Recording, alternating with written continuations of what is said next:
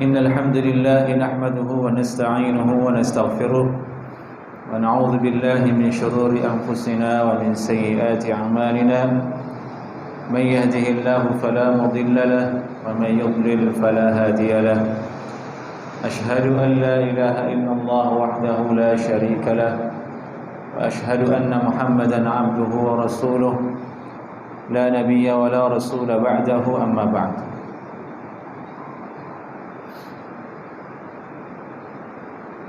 Kajian kita dalam Sunan At-Tirmidzi masih dalam Kitabul Buyu'. Dan malam ini insyaallah taala kita akan membahas hadis dengan nomor 1244. Bab ma jaa fi ibtiya'in nakhli ba'da at-ta'bir wal 'abdi wa lahu malun. Bab bahasan tentang jual beli kurma setelah ditakbir dan jual beli hamba budak sahaya dan dalam keadaan budak tersebut memiliki harta benda atau membawa harta benda. Hadisnya berbunyi qala haddatsana Qutaibah qala haddatsana Al-Laits an Ibn Shihab an Salim an abihi qala سمعت رسول الله صلى الله عليه وسلم يقول من ابتاع نخلا بعد أن تؤبر فثمرتها للذي باعها إلا أن يشترط المبتاع ومن ابتاع عبدا وله مال فماله للذي باعه إلا أن يشترط al-mubta'u.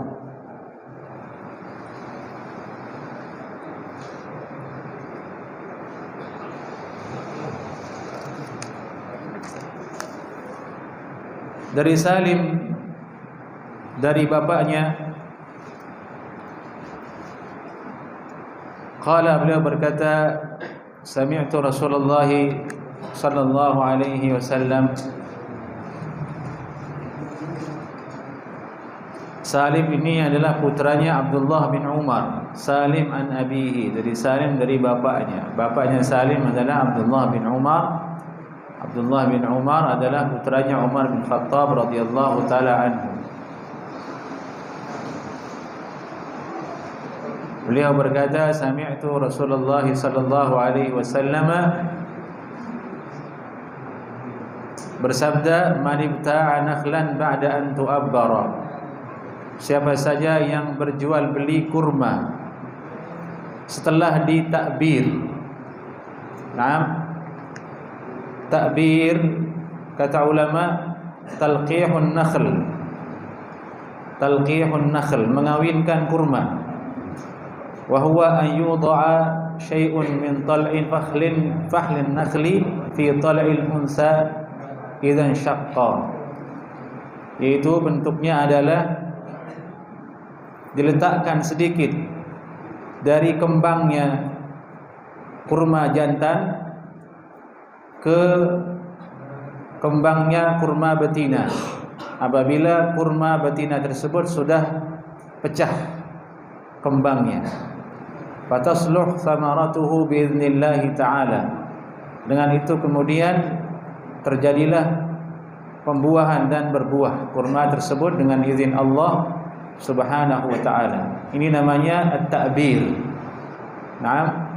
Dan at-ta'bir ini ada dua cara kata ulama. Bisa dengan manual oleh manusia, bisa dengan sendiri.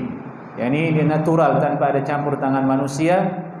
Proses takbir itu bisa terjadi entah dengan cara hewan atau angin, terjadilah at-ta'bir tersebut sehingga berbuahlah kurma tersebut. Nah, bahasannya sekarang kurma ini mau dijual setelah dia siap untuk berbuah. Kalau sudah ditakbir berarti dia akan siap untuk berbuah, lalu dijual sekarang. Bagaimana nasibnya calon buah ini, milik siapa? Hadis ini berbunyi fathamaratuha lilladzi ba'aha. maka buah yang dihasilkan dari takbir tersebut lilladzi ba'aha, masih milik orang yang menjualnya. Nah, misalnya dibilang saya jual kurma ini, saya terima, saya beli kurma ini. Dia lihat ternyata kurmanya sedang mau berbunga, sedang mau berbuah. Nah, buahnya itu milik si penjual, tidak masuk ke dalam milik si pembeli.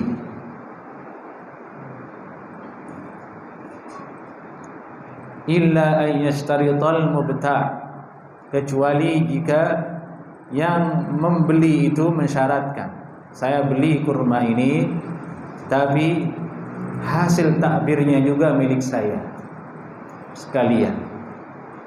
Maka di sini yang dilihat adalah syarat yang telah ditentukan oleh pembeli tadi. Ini maksud dari hadis Abdullah bin Umar ini. Kata ulama, fihi dalilun ala anna man ba'a nakhlan wa 'alayha thamaratun mu'abbaratun lam tadkhul ats-thamarata fil bay', lam tadkhul ats-thamaratu fil bay'. Di hadis ini ada dalil atas bahwa siapa saja yang menjual kurma, pohon kurma, dan di atas pohon kurma tersebut atau pada kurma tersebut ada buahnya dari hasil takbir, maka tidak masuk kurma tersebut ke dalam akad jual beli. Secara asalnya tidak masuk, secara hukumnya tidak masuk ke barang yang dijual belikan dari pohon kurma tersebut. Bal tastamir ala milkil bai',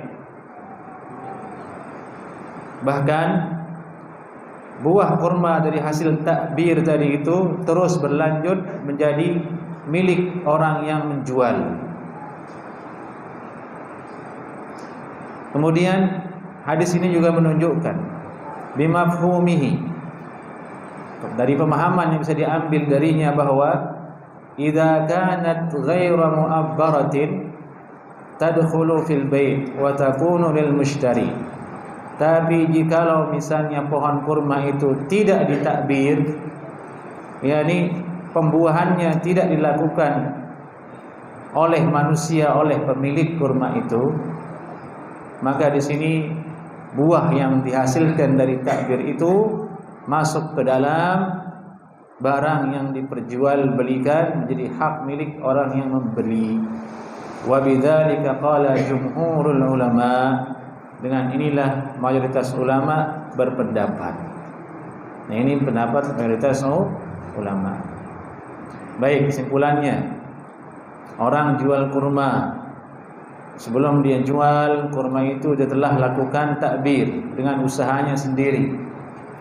Dia kawinkan, kemudian berbuahlah, muncul buahnya, lalu dijual pohon kurmanya. Maka hadis ini menunjukkan buahnya tidak masuk ke dalam objek yang dijual. Buahnya menjadi milik, masih menjadi milik orang yang punya kurma.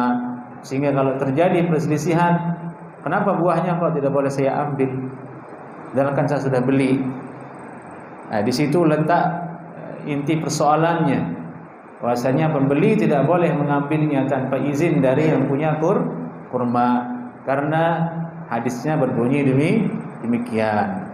Karena dialah yang telah berusaha untuk mentakbir kurma tersebut. Ini pendapat jumhur ulama.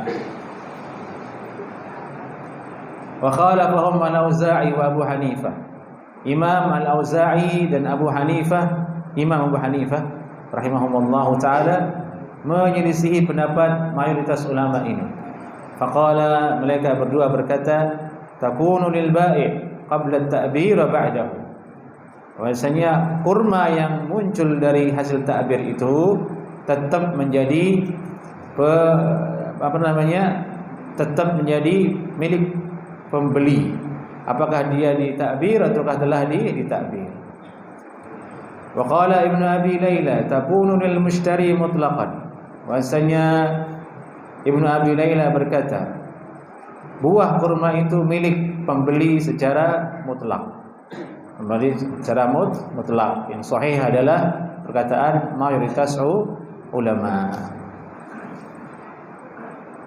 Illa an yashtarital mubta'. Ini lanjutannya, kecuali pembeli itu mensyaratkan, ishtaraitun nakhlata bi thamaratiha hadhihi. Aku beli kurma ini beserta dengan buahnya dengan harga sekian. Dia syaratkan, saya beli kurma ini tapi dengan buah yang ada di atasnya, maka barulah kemudian buah yang ditakbir itu resmi menjadi milik pembeli. Kalau tidak diucapkan di akad, maka buah kurmanya masih milik orang yang punya pohon kurma. Ini hukum syariat supaya tidak terjadi nanti cekcok di belakang hari. Ini cara syariat kita menjaga hak milik orang lain, harta orang lain. Baik. Hadisnya kemudian lanjutannya berbunyi, wa man ibta'a 'abdan wa lahu malun. Siapa saja yang menjual beli budak, yakni dia jual budak sahayanya, walahu malun, lalu kemudian budak ini memiliki harta. Ini kalimat walahu malun secara harfiahnya artinya secara zahir dia punya harta, budak ini punya harta. Tapi diselisihi oleh para ulama zahir hadis ini, karena mereka telah bersepakat atau kebanyakan yang berpendapat bahwasanya budak itu tidak punya harta. Hartanya otomatis menjadi milik tuannya. Kalau ada budak misalnya dia berusaha, dia pergi ke pasar dan dia dapat uang di sana, uang yang dia dapatkan otomatis menjadi milik tuannya. Kalau tuannya ingin mengambil, halal. Harta yang ada pada dirinya itu tidak sah dianggap sebagai harta. Ini ketetapan yang telah disebutkan oleh para ulama. Di antaranya adalah penjelasan Imam Al-Qari, innal 'abda la milkalah. Sungguhnya budak sahaya itu tidak memiliki hak kepemilikan. Qala fi syarhi sunnah, disebutkan dalam kitab Syarhus Sunnah milik Imam Al-Qari, fihi bayanun anna al-'abda la milka lahu bihalin. Sungguh dalam hadis ini ada penjelasan bahwa sesungguhnya budak sahaya itu tidak memiliki harta sama sekali, tidak ada kepemilikan baginya sama sekali. Fa inna as-sayyida law mallakahu la yamlik. Karena sungguhnya tuan itu, ini tuannya, kalau misalnya memberikan kepada dia harta, ini milikmu, ini tuannya bilang ke dia, ini saya kasih kamu. Harta yang diberikan oleh tuannya ke budak itu pun tidak dianggap sebagai miliknya si budak. Sampai seperti itu statusnya budak, li'annahu mamluk, karena dia dimiliki. Dia dimiliki. Fala yajuzu an yakuna malikan kal bahaim. Maka tidak boleh dia memiliki hak kepemilikan sama hukumnya seperti binatang. Misalnya kita punya ayam, ayamnya kita kasih nasi. Apakah nasi itu milik ayam atau milik antum? Kita kasih kucing, ini buat kucing dibeliin kalung. Apakah kalung itu milik si kucing? Tidak menjadi milik si kucing.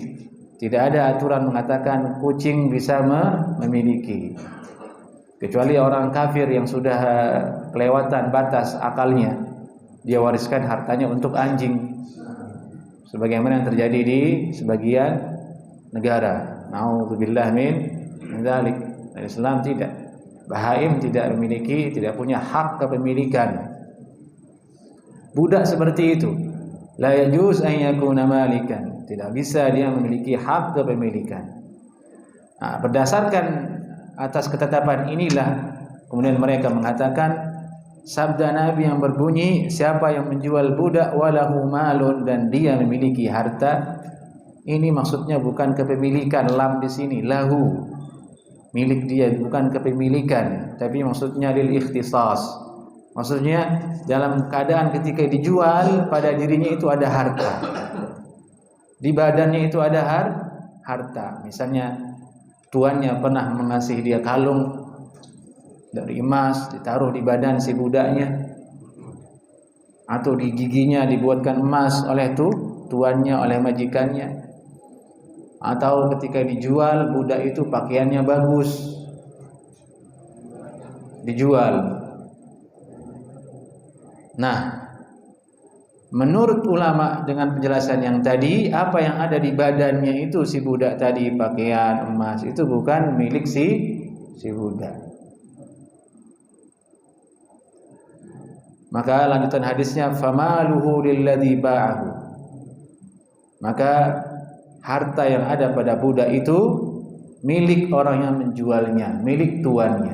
Jadi kalau dijual, tuannya berhak untuk melucuti pakaiannya. Buka pakaiannya dulu, itu milik saya. Yang dijual hanya badannya saja. Copot dulu gigi emasnya, itu saya yang pasangin ke dia. Sampai seperti itu statusnya budak. Illa ayyashtarital mubta', kecuali orang yang membeli mensyaratkan, saya beli budak ini tapi dengan syarat apa yang ada di badannya itu juga saya miliki. Baju yang sedang dia pakai, tali yang ada di badannya, atau yang lainnya yang ada pada zaman tersebut.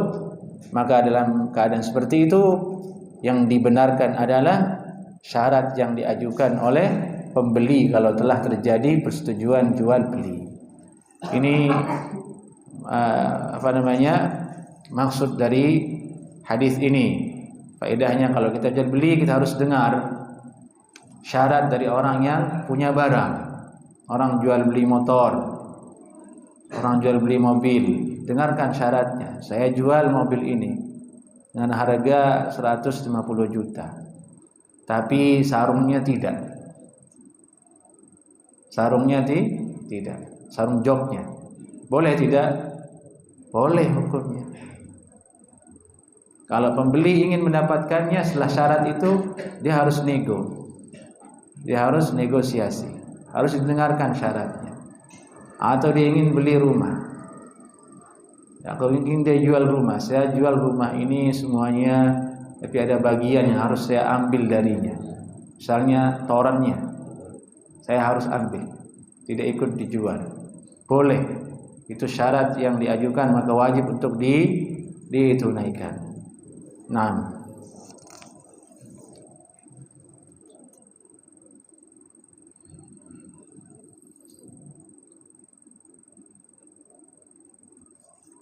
baik, kita lanjut ke hadis berikutnya. Babu ma jaa fi al-bay'aini bil khiyar ma lam yatafarraqa. Bab membahas tentang al-bay'aini, dua orang yang berjual beli bil khiyar, melakukan khiyar, ma lam yatafarraqa, selama mereka berdua belum berpisah dari majelis. Ini salah satu adab jual beli dalam syariat Islam. Kebaikan yang ada dalam syariat Islam, bahwa khiyar ini ada hikmahnya. Nanti kita lihat bagaimana penjelasan ulama insyaallah taala. Hadisnya berbunyi, qala haddatsana Wasil ibnu Abdul A'la qala haddatsana Muhammad ibn Fudail an Yahya ibn Sa'id an Nafi' an ibn Umar qala sami'tu Rasulullah sallallahu alaihi wasallam yaqul al-bay'ani bil khiyari ma lam yatafarraqa aw yakhtara. قال فكان ابن عمر إذا ابتاع بيعا وهو قاعد قام ليجيب له البيع. قال أبو عيسى وفي الباب عن أبي برزة وحكيم بن حزام وعبد الله بن عباس وعبد الله بن عمرو وسمرة وأبي هريرة. قال أبو عيسى حديث ابن عمر حديث حسن صحيح. طيب, ini hadis berasal dari Abdullah bin Umar. Beliau berkata, sami'tu Rasulullah sallallahu alaihi wasallam yaqul al-bay'ani bil khiyar. Al-bay'ani bil khiyar, yakni bacaannya khiyar, minal ikhtiyar awit takhyir. Maksudnya adalah dua orang yang berjual beli itu mereka keduanya masing-masing berhak memiliki khiyar. Khiyar artinya talabu khairil amrain, mencari dua perkara yang baik. Talabul khairil amrain, dua perkara yang paling baik. Memilih mana yang paling baik. Pilihannya itu adalah min imda'il bai' atau fashihi, yakni melanjutkan jual beli sampai ijab kabulnya selesai beres, jadi beli, jadi menjual, atau fashihi, atau menghapusnya, tidak jadi beli. Ini arti talabu al-amrain, talabu khairil amrain, menuntut mencari dua perkara yang paling baik. Nah, dua perkara itu adalah maksudnya hanya dua. Yang ini lanjut beli atau tidak jadi beli, imdha atau fasakh, lanjut beli atau tidak jadi beli. Ini fungsi dan maksud dari khiyar.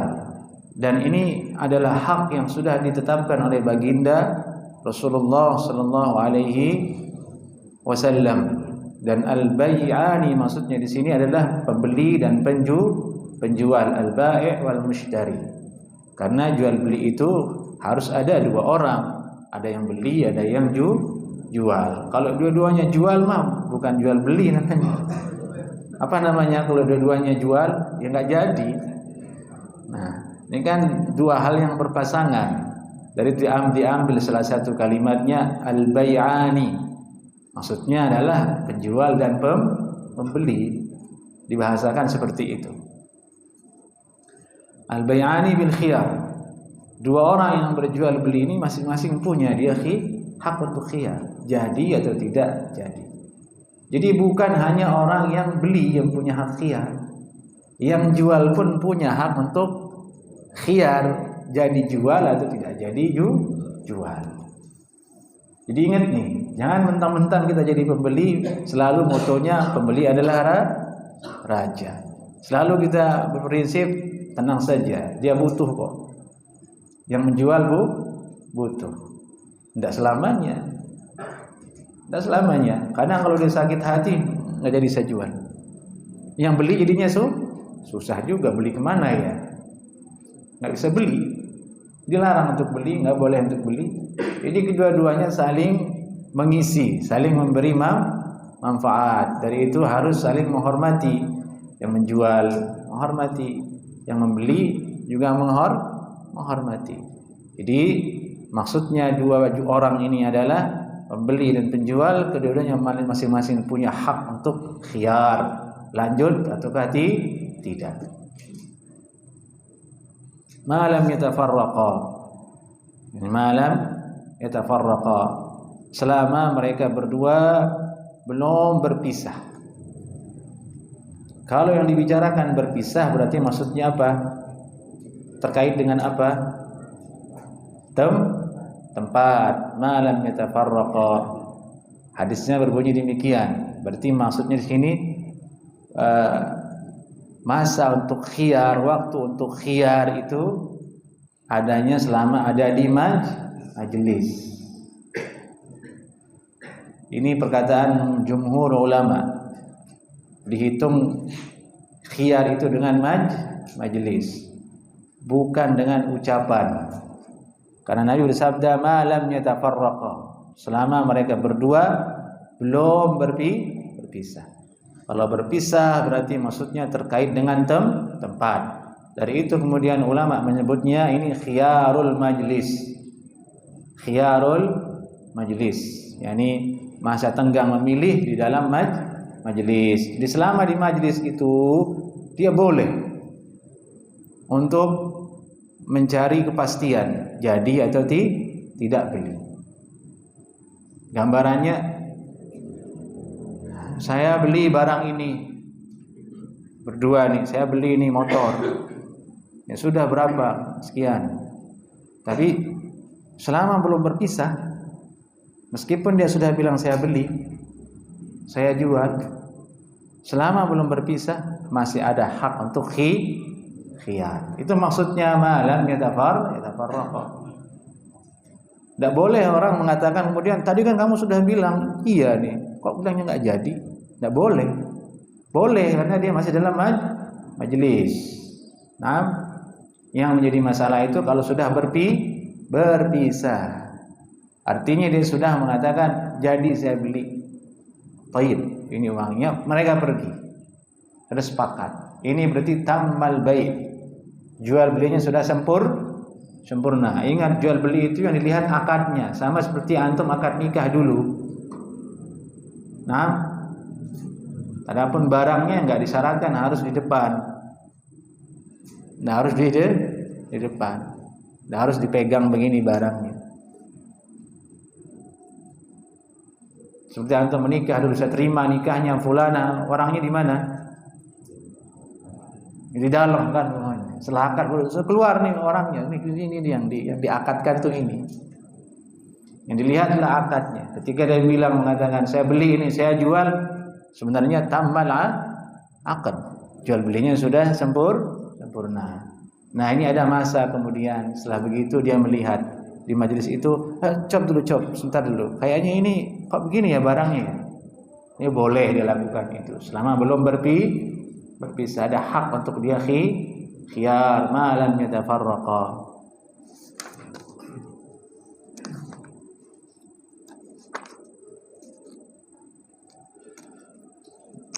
Di sini sebutkan au yakhtara, atau selama mereka berdua belum memilih salah satu dari dua pilihan, apakah melanjutkan ataukah tidak melanjutkan. Qala fa kana Ibnu Umar, disebutkan oleh Imam At-Tirmidzi athar bahwasanya Abdullah bin Umar idza bta'a bai'an, kalau beliau telah melakukan jual beli, wa huwa qa'idun, dan beliau sedang duduk, qama liyujiba lahul bai', beliau langsung segera berdiri untuk menjawab ijab kabul, maksudnya dengan jual beli tersebut. Ini ada orang sedang membeli barang, dia sedang duduk, sudah selesai dia memilihnya, sepertinya ini sudah fix. Beliau datang, kemudian dia datang berdiri, memaksakan diri untuk berdiri menghampiri orang tersebut supaya sepakat jual beli. Ini jual beli serius juga dalam syariat Islam. Ada hal yang sangat serius karena di dalamnya terjadi perpindahan kepemilikan. Hak orang pindah ke orang lain, terutama apalagi dalam barang-barang yang besar. Disyaratkan, disunnahkan di situ untuk mendatangkan saksi. Naam, wastashhidu syahidaini min rijalikum. Ini datangkanlah, mintalah saksi dua orang dari laki-laki di antara kalian. Disuruh kita mencatat jual beli yang besar seperti hutang piutang yang besar, itu harus dicatat supaya tidak terjadi nanti malapetaka di belakang hari. Yang tidak dicatat itu adalah yang remeh-remeh, seperti jual nasi bungkus, nasi padang, nasi uduk, itu mah tidak dicatat. Dicatat kalau banyak, misalnya ngebon 100 orang, ini dicatat, itu harus dicatat tanggal sekian bungkus, supaya tidak terjadi nanti masalah. Ini adalah kebaikan dalam syariat Nabi kita Muhammad sallallahu alaihi wasallam.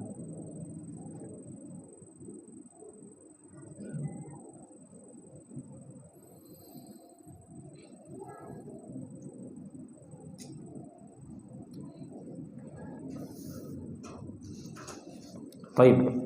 Hadis berikutnya dalam bab ini, qala haddatsana Muhammad bin Bashar qala haddatsana Yahya ibn Sa'id an Syu'bah an Qatadah an Salih bin Khalil an Abdullah bin Al-Harith an Hakim bin Hizam qala Rasulullah sallallahu alaihi wasallam al-bai'ani bil khiyari ma lam yatafarraqa. Dua orang yang berjual beli memiliki hak untuk khiyar selama mereka belum berpisah dari tempat tersebut.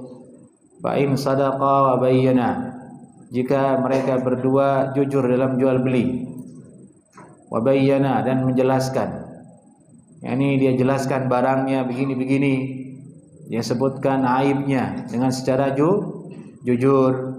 Dia tidak menggelembungkan harga dengan berkata ini dulu saya beli 10 juta supaya naik harganya, supaya orang tidak bisa menawar di bawah harga itu, padahal dia beli dulu cuma 7 juta. Tak boleh seperti itu, berarti tidak jujur. Kemudian jika barang itu ada aibnya, hendaklah dia jelaskan. Patokannya adalah sekiranya kita kalau beli kemudian tiba-tiba kita menemukan aib yang disembunyikan, bagaimana perasaan kita? Maka kita sebagai penjual juga begitu. Kita letakkan diri kita sebagai seorang pembeli supaya kita terbuka. Tidak boleh seorang merasa takut jual belinya tidak jadi, gagal, terjual barangnya, lalu kemudian dia menyembunyikan aib, lalu kemudian dia tidak jujur. Sungguhnya hal seperti itu tidak mendatangkan kebaikan, tidak mendatangkan rezeki. Dan itulah yang banyak menjangkiti kaum muslimin dalam muamalah mereka.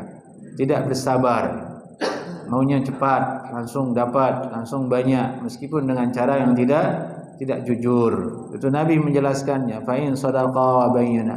Kalau mereka berdua jujur, mereka dua saling menjelaskan, burika lahuma fi bai'ihima, maka diberkatilah bagi mereka berdua dalam jual belinya. Nah, jadi yang diraih dari harta jual beli itu hasilnya adalah keberkahan. Orang yang membeli dapat berkah barang yang dia beli karena orang yang menjualnya jujur dan terbuka. Nah, yang membeli, yang menjual dia dapat kebaikan. Kebaikannya adalah uang yang berkah. Berpindah uang orang ke dirinya dengan cara yang halal, tidak ada tipu daya di dalamnya. Nah, itulah keberkahan. Baik, silakan datang.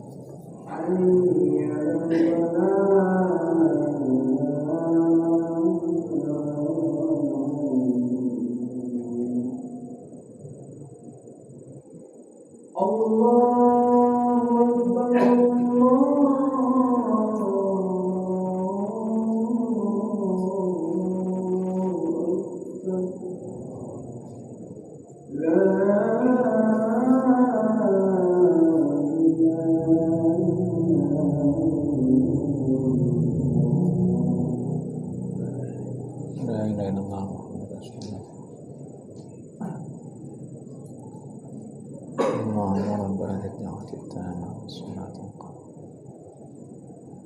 Muhammad sallallahu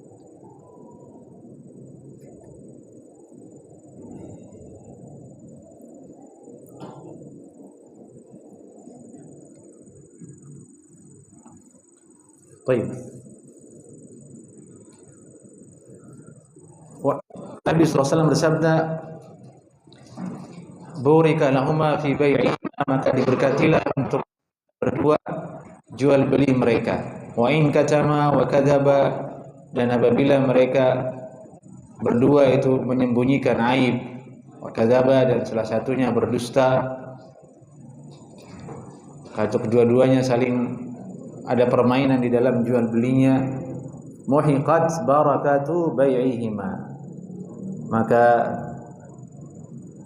hancurlah keberkahan yang ada dalam jual beli mereka, tidak diberkahi oleh Allah subhanahu wa ta'ala. Lagi-lagi ini hadis ini sangat jelas jemaah mengajarkan kita untuk berlaku jujur dan transparan dalam jual beli dan dalam muamalah. Janganlah seorang khawatir dan takut rezekinya terhambat karena berlaku jujur dan transparan. Kalau memang karena rezeki itu pasti datang kalau sudah bagiannya. Tidak boleh seorang mempercepatnya dengan cara yang zalim, dengan cara tidak jujur, tidak transparan dalam jual beli. Ini banyak terjadi khususnya dalam jual beli kendaraan hari ini, motor, mobil, elektronik, bahkan rumah juga begitu. Orang jual beli rumah, properti, tahunya sertifikatnya ganda 10. Kan yang jual pusing, yang beli pun pusing. Yang jual rumah berkata, ini sudah atas SHM saya. Begitu selesai akan jual beli, cek ke notaris, masih hak bangu HGB. Akhirnya yang beli yang harus bertanggung jawab, dia bayar. Ketika ke notaris kemudian ternyata bayar pajak itu begini begitu. Semua ditimpahkan kepada pembeli. Jual makanan, pemerintah menetapkan pajak PPN. Diam-diam dia masukkan itu ke pembeli. Naiklah harganya. Keluar struk pajak sekian. Seperti itu kan yang terjadi. Ya, seharusnya yang bayar pajak siapa? Yang jualan apa yang beli? Yang jual kan disantroni sama pemerintah. Ini usaha sudah wajib pajak tulisannya. Berarti dia yang harus bayar. Tapi karena ya orang Indonesia dibilang miskin ya enggak juga, karena kaya beli aja di situ dia disuruh pajaknya, ikhlas aja dia. Giliran kalau sedekah ke orang enggak ikhlas. Kalau giliran begitu dia ikhlas, iya kan?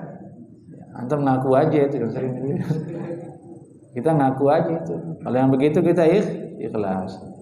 Kalau sedekah ke orang susahnya luar biasa. Sallallahu taala ala afiyah. Keberkahan itu jemaah sangat penting dalam jual beli, dalam masalah harta. Harta benda itu kalau tidak berkah, dia akan membawa kita ke maksiat, akan menjauhkan kita kepada Allah Subhanahu wa ta'ala, akan menjadi fitnah di dalam hidup kita, akan menjadi fitnah dalam rumah tangga kita, menjadi fitnah untuk keturunan kita. Makanya harus yang berkah, minta nyari yang berkahnya. Kalau harta berkah, harta itu mengajak kita untuk taat kepada Allah, menjadikan keturunan kita baik, aman dari fitnah dan lain sebagainya. Nah, ini maksud yang paling inti dari bab ini sebenarnya, mencari keberkahan dalam jual beli. Baik. Di sini ada faedah dari Syekh Muhammad bin Shalih Al-Utsaimin rahimahullahu taala dalam kitabnya Syarhul Mumti', yakni masalah jual beli melalui handphone. Apakah ada khiyar majlisnya ataukah tidak? Beliau berkata, faidah idza tabaya'a rajulani bil hatif, apabila dua orang laki-laki berjual beli dengan handphone, fa innahu fi hadhil hal la khiyara, dalam keadaan seperti ini tidak ada khiyar majlisnya karena dua orangnya tidak ada. Bimujarradi ma yaqul ahadun bi'tu, ini seketika orang itu mengatakan, salah satu mengatakan saya jual ini, kemudian yang kedua, orang keduanya mengatakan lewat handphone ishtaraitu, saya beli, wajibal bai', maka jual beli telah terikat. Jual beli itu akad lazim. Nah, akad lazim itu artinya sudah terikat, tidak bisa diubah lagi. Tidak bisa salah seorang mengatakan saya tidak jadi beli tanpa kesepakatan orang yang satu. Tidak boleh. Itu sudah lazim. Begitu dia mengatakan iya saya beli, berarti sudah terjadi akad jual beli. Tidak boleh diubah seenaknya tanpa restu dari salah satunya. Nah, ini faedah dari Syekh Shalih Al-Utsaimin tentang bab khiyar yang selaras di hari ini yang dunia digitalisasi dan handphoneisasi. Baik.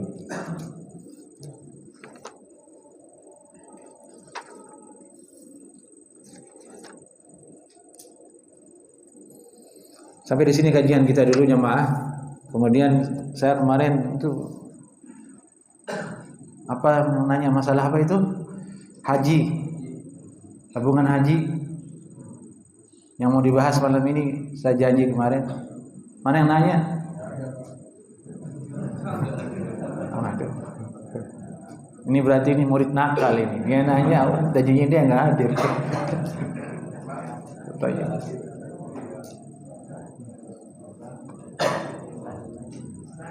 Nah,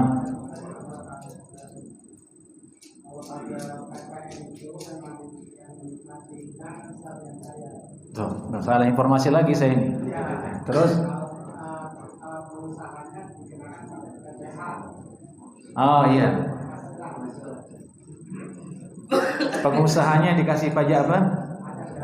PPH.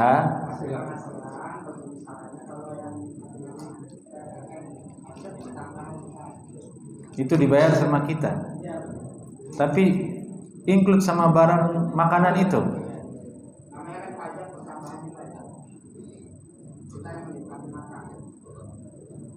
La haula wala quwwata illa billah. Bisa begitu ya?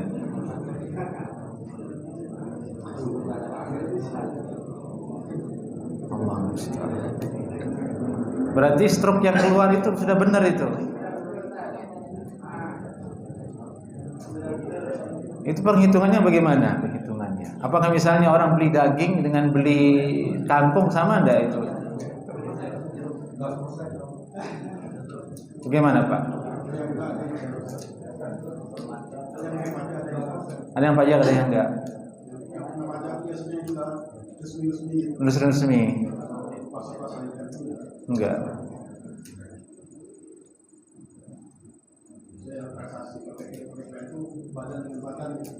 Iya. Baik, berarti salah informasi tadi. Jazakallah khairan. Berarti tidak benar PPN itu memang kita yang bayar. Ya udah jangan beli tempat yang begitu kalau gitu.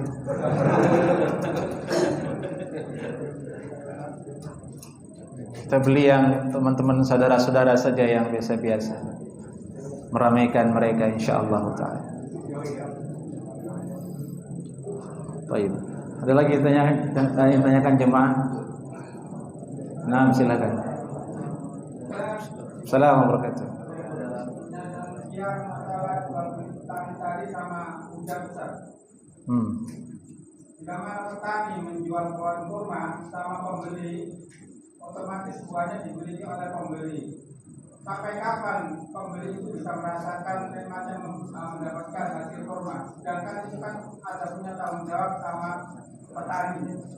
Terus yang kedua Ustaz, masalah jual beli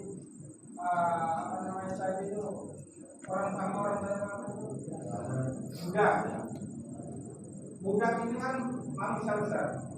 Di saat dia sakit, siapa yang bertanggung jawab sampai meninggalnya? Apakah diberikan kepada orang lain, apa tanggung jawab dia sendiri sebagai pemilik budak? Makanya budak ini kan punya sifat kelemahan, sifat kekuatan dan sebagainya. Itu aja. Nah, barakallahu fiik.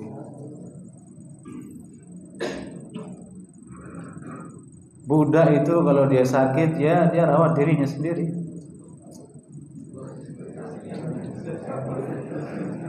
Dari itu syariat Islam menyuruh untuk merdekakan budak. Disuruh untuk merdekakan budak. Dari itu pula ada hukumnya, budak dilarang kabur dari tuannya. Memang sudah begitu hukumnya. Disuruh dalam syariat Islam untuk fakku raqabah, merdekakan budak. Sebelum syariat Islam lebih parah lagi kan Pak. Dari zaman Nabi Yusuf sudah ada kan disebutkan. Wa syarauhu bi thamanin bakhsin darahima ma'dudah. Dan mereka membelinya. Ini membeli Nabi Yusuf itu, belum jadi nabi masih kecil dibeli itu. Bahasanya syarauhu. Kafilah yang lewat itu dia beli itu. Itu tahun belum terjamah oleh tahun Masehi itu, zamannya Nabi Yusuf. Entah kapan itu terjadinya itu. Kebudayaan di kala itu yang sudah merajalela perbudakan. Jadi syariat Islam itu datang untuk membebaskan manusia dari itu, mengarahkannya kepada yang lebih bagus, lebih baik. Banyak sekali hadis, ayat fakku raqabah. Banyak sekali keutamaan amalan itu seperti kamu merdekakan budak.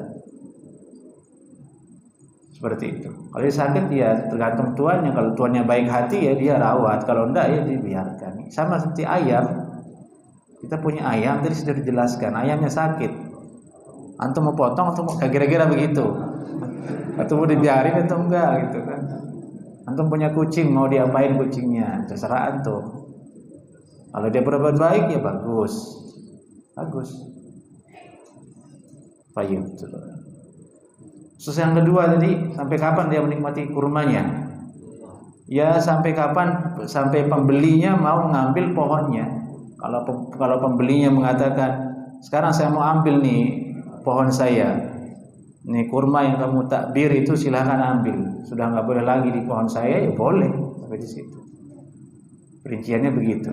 Tergantung kesepakatan masing-masing. Allahu a'lam. Ini juga bentuk jual beli yang bentuknya persis seperti di hadis sudah tidak ada lagi. Nah, baik, ada lagi jemaah yang ini disampaikan yang ditanyakan, yang jual beli.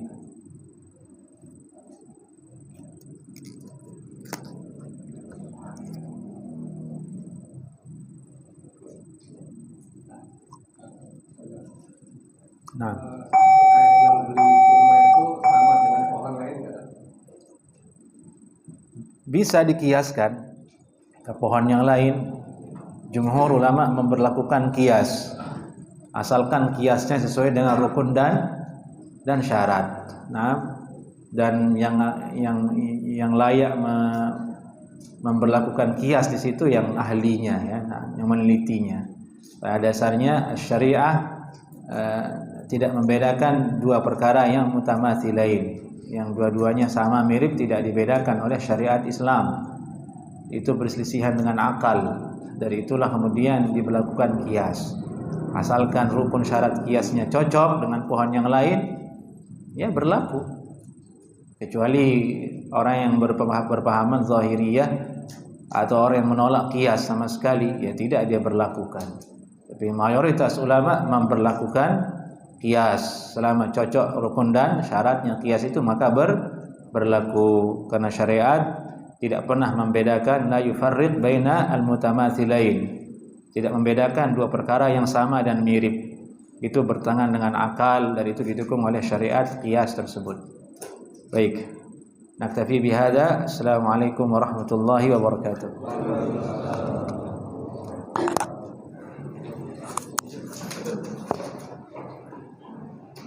Allahu Akbar, Allahu Akbar.